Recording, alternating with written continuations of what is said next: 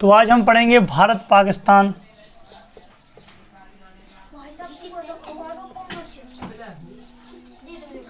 भारत पाकिस्तान पढ़ेंगे तो ठीक है। भारत पाकिस्तान को सबसे पहले पढ़ेंगे, इससे पहले हमें भारत की पॉलिटिकल और जियोग्राफिक लोकेशन पता होना आवश्यक है। तो सबसे पहले हम उसकी लोकेशन मैप पे लोकेटेड करेंगे।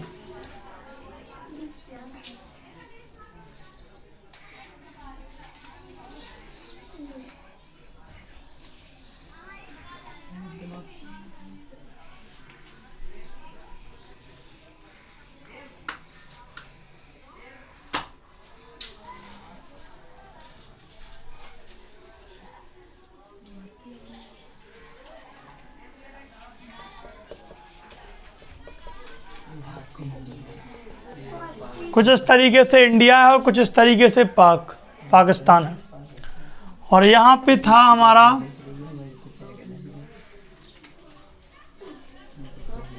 पूर्वी पाकिस्तान, बांग्लादेश जो बंगाल के करीब था। इसे पहले पूर्वी पाकिस्तान कहा जाता था, जो पाकिस्तान का भी भाग था। जब 1947 में जब बंटवारा हुआ तो पाकिस्तान का कुछ हिस्सा इस साइड था और कुछ हिस्सा इस साइड था। ठीक है। तो भारत और पाकिस्तान दो भाई हैं और एक ही देश के दो टुकड़े हैं। धार्मिक आधार पर भारत और पाकिस्तान को जिन्ना की प्रतिक्रियावादी नीति, जो एक गलत नीति थी, उस कारण भारत और पाकिस्तान का बंटवारा हुआ, जिससे धार्मिक आधार का रंग दे दिया गया। लेकिन इसमें कुछ अलग ही राजनीतिक मंशाएं थीं, जिसमें कई महाशक्तियों का समावेश था, जिस कारण से भारत और पाकिस्तान का विखंडन हुआ। तो सबसे पहले हमें समझना है कि भारत और पाकिस्तान के बीच में अभी की स्थिति में कोई भी आर्थिक और राजनीतिक संबंध नहीं है।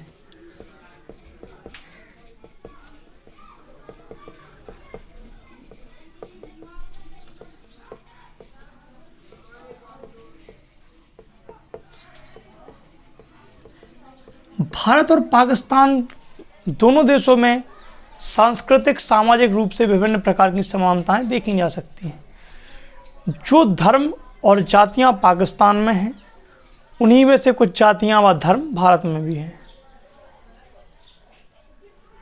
भारत और पाकिस्तान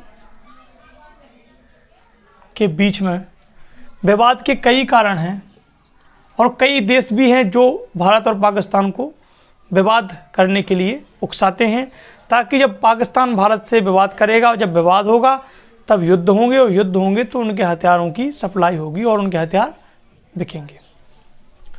पाकिस्तान ने भारत को मिटाने के लिए इतने प्रयास किए कि वह स्वयं बर्बाद हो गया। इन प्रयासों में उसने स्वयं को उसने सर्वप्रथम तो अमेरिका के सैनिक गुट में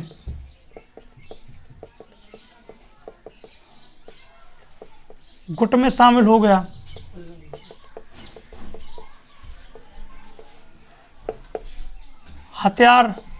हथियारों को अत्यंत मात्रा में खरीदा। हथियारों को उसने इतनी मात्रा में खरीदा कि जो यहाँ की 20 करोड़ पॉपुलेशन है, उस पॉपुलेशन को 2 टाइम का खाना भी सही टाइम से मिलना मुश्किल होता जा रहा है।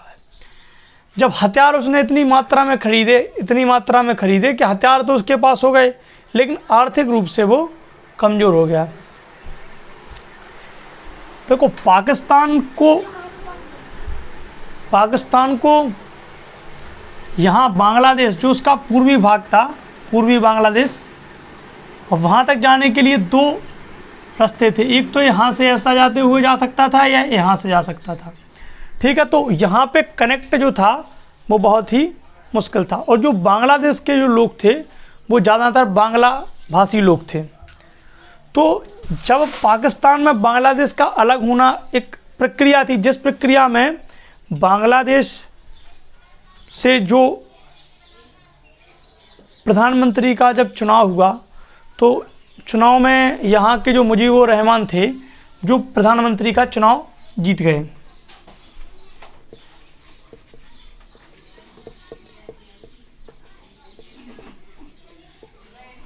161 सीटें वहाँ पर इनकी आई पूरे पाकिस्तान में।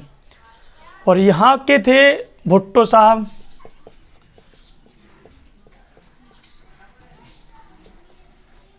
जिन्होंने इनको प्रधानमंत्री बनने से मना कर दिया कि आप पाकिस्तान के प्रधानमंत्री नहीं बन सकते हैं।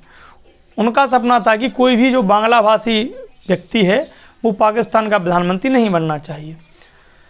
तो उन्होंने मुजीबुर रहमान को प्रधानमंत्री नहीं बनने दिया। जब मुजीबुर रहमान को प्रधानमंत्री नहीं बनने दिया तब उन्होंने यहाँ पर बांग्लादेश में एक आंदोलन चलाया। आंदोलन का नाम था नवजीवन आंदोलन, जिस आंदोलन में बांग्लादेश की आज़ादी के लिए मुहिम चलाई गई। इस मुहिम में उन्होंने बांग्लादेश की आज़ादी के लिए अथक प्रयास किए और वैध रूप से आंदोलन किया। तो पाकिस्तान को लग रहा था कि इसके पीछे हाथ भारत का है, कि यहाँ के लोगों को आंदोलन के लिए भारत उकसा रहा है। तो इस आधार पर पाकिस्तान ने 1971 में पाकिस्तान ने भारत के ऊपर हमला कर दिया। उसका प्रयास था कि हम शायद भारत को हरा दें। और 1965 में जो उसकी हार हुई थी भारत से, उस हार का वो बदला भी लेना चाहता था। तो इनका किन्हीं कारणों से उन्होंने 1971 में भारत पर हमला कर दिया। 13 दिन तक लगभग लड़ाई चली और भारत युद्ध जीत गया और बांग्लादेश को उसने आज़ादी दिलवा दी। बांग्लादेश एक स्वतंत्र राष्ट्र बन गया। जब बांग्लादेश एक स्वतंत्र राष्ट्र बन गया तो पाकिस्तान ने भी बेहद प्रयास किए कि कई मुद्दों पर, जहाँ तक 1971 तक था तो उसने वहाँ तक युद्ध करने की कोशिश की। उसने 1965 में, हमने कल ही पढ़ा था जब भारत चीन को समझ रहे थे, तब हमने पढ़ा था कि 1965 में भी भारत के ऊपर पाकिस्तान ने हमला किया था। 1965 में भी हमले का कारण कश्मीर था, कश्मीर का मुद्दा था। अप्रत्यक्ष रूप से 1971 का भी हमला कश्मीर के कारण ही हुआ था। और 1998 में भी उसने हमला किया था, परंतु 1998 का जो हमला था उसे हम युद्ध नहीं मानेंगे। वो केवल एक युद्ध की तरह एक अटैक था, जो आतंकवादी अटैक टाइप मान सकते हैं। तो 1998 में भी हमला हुआ और लगभग 90,000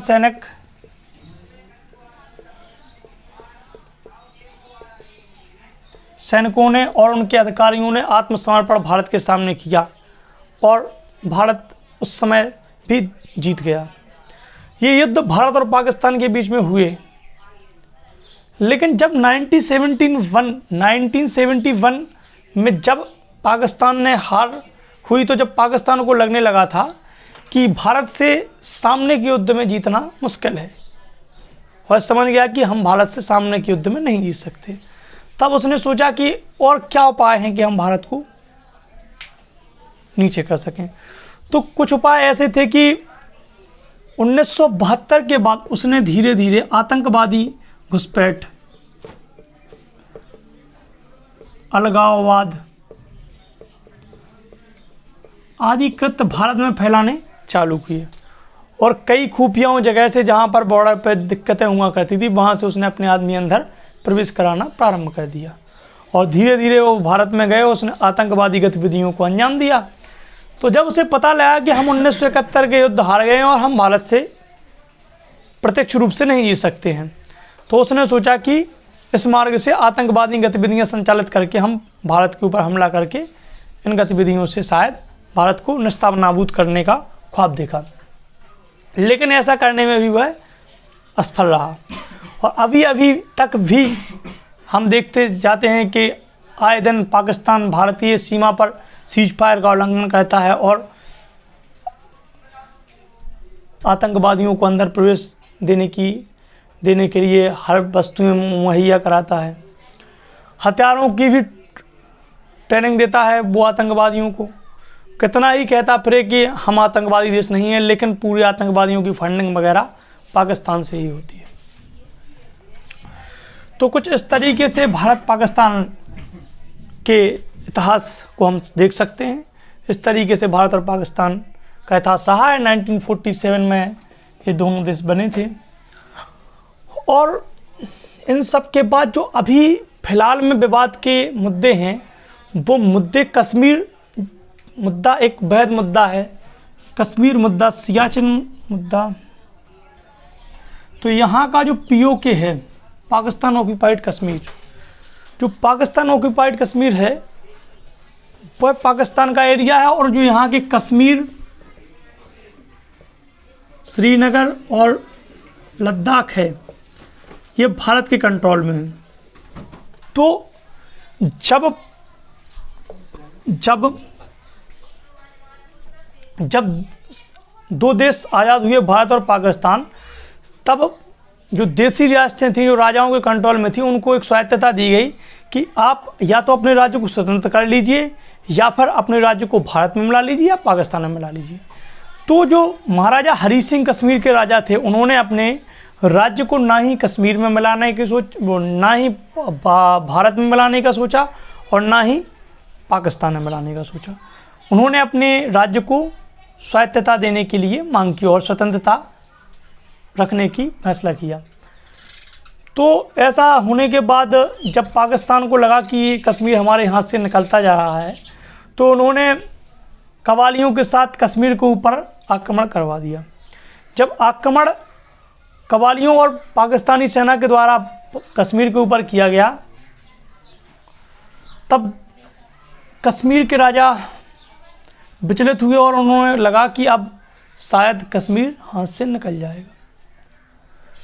फिर उन्होंने भारत से मदद मांगी, भारत से कहा कि आप हमारी रक्षा करें। भारत ने भी कहा कि हम आपकी रक्षा एक शर्त पे करेंगे कि आप भारत में शामिल हो जाइए और भारत का हिस्सा बन जाइए, तो हम आपको सहायता देंगे और पाकिस्तान की सेना को भगा देंगे। ऐसा तो नहीं हो पाया, लेकिन विशेष अधिकार का दर्जा देकर कश्मीर के महाराजा ने भारत से मिलने के लिए साइन कर दिए। जब साइन हो गए तो कश्मीर को विशेष राज्य का दर्जा दे दिया गया कि कश्मीर एक विशेष राज्य है। यहाँ का एक अलग संविधान, अलग झंडा, सब अलग था। अलग कानून जो थे वो कश्मीर के अंदर लागू थे, ठीक है। और अलग मुख्यमंत्री और पूरा सिस्टम एक अलग सिस्टम था, केवल नाम मात्र के लिए वह भारत का एक हिस्सा था। तो ये मुद्दा एक बड़ा मुद्दा रहा है। और जो पाकिस्तान ऑक्यूपाइड कश्मीर है, जो पाकिस्तान ने अपने कंट्रोल में, जब युद्ध हुआ तो पाकिस्तान यहाँ तक आया, तो पाकिस्तान के कंट्रोल में ये एरिया आ गया। तो जब ये एरिया उनके कंट्रोल में आ गया, तो भारत की मांग यह है कि हमें हमारा ये एरिया चाहिए, और पाकिस्तान कहता है कि हमें उनका ये एरिया चाहिए। तो ये है पूरा मुद्दा। इस मुद्दे का कारण सारा विवाद है। तो हम तो ये सोचते हैं कि POK हमारा भाग है, तो हम POK भी ले लेंगे, और वे सोचते हैं कि कश्मीर भी उन्हें, अभी तक जब तक धारा 370 यहाँ से नहीं हटी थी, तब तक उनका दावा कश्मीर पर प्रबल था, और वहाँ पर वह आतंकवादी गतिविधियाँ, घुसपैठ और फंडिंग करके वहाँ पर पत्थरबाजियों से पत्थर फेंकवाया करते थे, तमाम कार्य कराया करते थे। लेकिन जब इस गवर्नमेंट ने 370 को हटा दिया, तो यहाँ पर जो विशेष अधिकार का दर्जा था वह समाप्त हो गया और एक केंद्र शासित प्रदेश के रूप में बना दिया गया। तो अब वह केंद्र सरकार के कंट्रोल में आता है।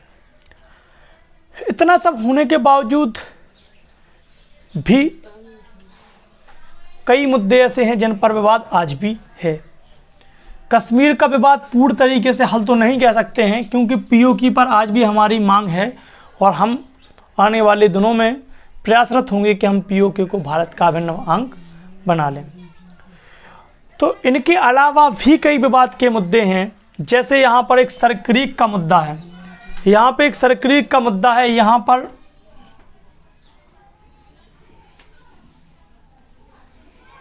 पर सिंध प्रांत है और यहाँ हमारा गुजरात है। तो ये दो हैं और यहाँ पर है एक एरिया है, यहाँ पे समुद्र है।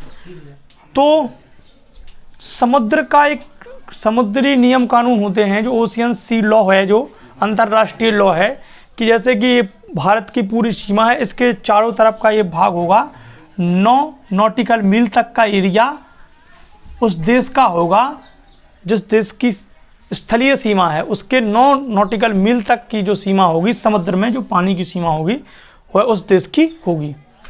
तो यहाँ पर विवाद का स्थल ये रहा कि यहाँ भारत का भाग है और ये रहा पाकिस्तान का सिंध प्रांत, और यहाँ से दो रेखाएं निकलती हैं। एक रेखा है ये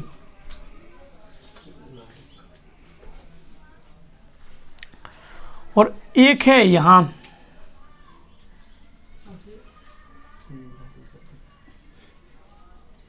तो इस रेखा को भारत कहता है कि ये रेखा मानी जाएगी और पाकिस्तान कहता है कि ये रेखा मानी जाएगी। ऐसा क्यों होता है? पाकिस्तान 1914 में 1914 में एक समझौता सिंध प्रांत, उसके कहने का अर्थ यह है कि जब आज़ादी भारत और पाकिस्तान अलग नहीं हुए थे तब का उसका कहना है कि 1914 में एक समझौता भारत की मतलब जब भारत में ही था पाकिस्तान, तो सिंध प्रांत अलग था, एक रियासत थी। तो सिंध प्रांत और भारत की ब्रिटिश सरकार के बीच में एक समझौता हुआ था कि जो ये एरिया है वो सिंध प्रांत के कंट्रोल में आएगा और ये सीमा यहाँ तक की सिंध प्रांत के कंट्रोल में है। लेकिन भारत ये बोलता है कि जब 1914 में ये समझौता हुआ था तब तो पाकिस्तान था ही नहीं, तो वो समझौता आज कैसे कार्य करेगा? आज का समझौता जो अंतर्राष्ट्रीय नियम कानून के द्वारा अंतर्राष्ट्रीय ओशन सी, इंटरनेशनल ओशन सी का कानून है कि 9 नॉटिकल मील तक की दूरी होगी और जितनी दूरी मेरे पास होगी उतनी आपके पास होगी। इसका पूरा एरिया 9 नॉटिकल मील है। तो भारत का कहना है कि 4 नॉटिकल मील हमारा और 4 नॉटिकल मील आपका, और पाकिस्तान का वही कहना है कि ये यहाँ से एरिया हमारा होगा, वह 1914 के उस पर अड़ा हुआ है। तो ये है हमारा सर क्रीक का मुद्दा।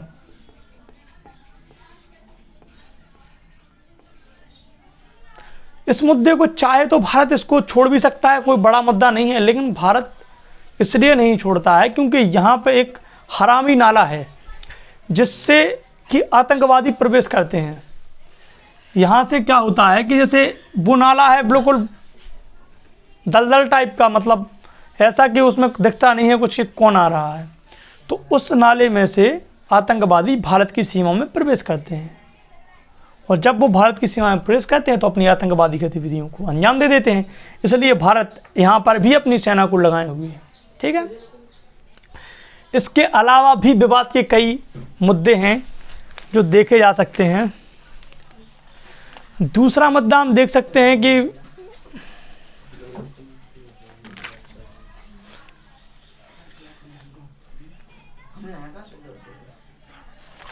दूसरा मुद्दा भारत में सिंधु जल समझौता को समझा जा सकता है। जो सिंधु जल समझौता है वह भी एक बहुत बड़ा समझौता है। इस समझौते में भारत में जो नदियां हैं, जो कुछ नदियां पाकिस्तान से उद्गम होती हैं, जिनका उद्गम जो पाकिस्तान से निकलते हैं, कुछ भारत से निकलती हैं। इन नदियों में सतलज, रावी और ब्यास, सतलज, रावी, ब्यास।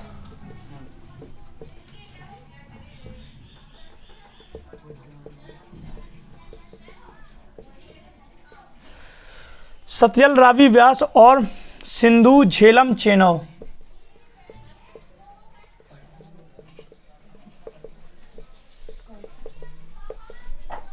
सतलज, रावी, ब्यास इंडिया के लिए दी गई और सिंधु, झेलम और चेनाब दी गई पाकिस्तान के लिए।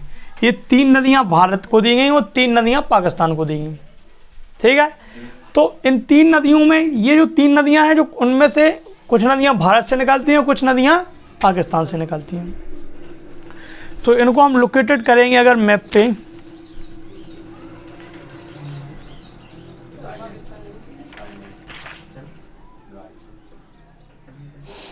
तो इसका विवाद का एक प्रमुख यह है कि पाकिस्तान, जब यह समझौता हुआ सिंधु जल समझौता, तो इसमें यह कहा गया कि जो ये 3 नदियां हैं, ये 3 नदियां 3 नदियां दोनों देशों में बांटी जाती हैं।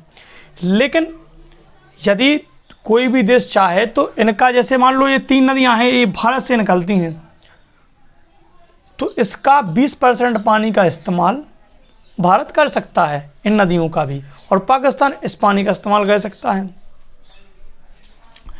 लेकिन पाकिस्तान बोलता है कि नहीं करने देंगे। जैसे कोई नदी अगर यदि चल रही है, भारत ने कहा कि हम इस नदी पर एक ड्रम बनाएंगे, डैम बनाएंगे, और डैम से जब पानी नीचे गिरेगा तो उससे हम बिजली उत्पन्न करेंगे, तो पानी तो खराब होगा नहीं, पानी तो ख़त्म होगा नहीं। हम सिंचाई में तो उपयोग कर नहीं रहे हैं, ना कोई घरेलू या कोई भी कृत्य में इस्तेमाल कर रहे हैं। हम इस्तेमाल उसका बिजली बनाएंगे और पानी निकल जाएगा, बहता जाएगा।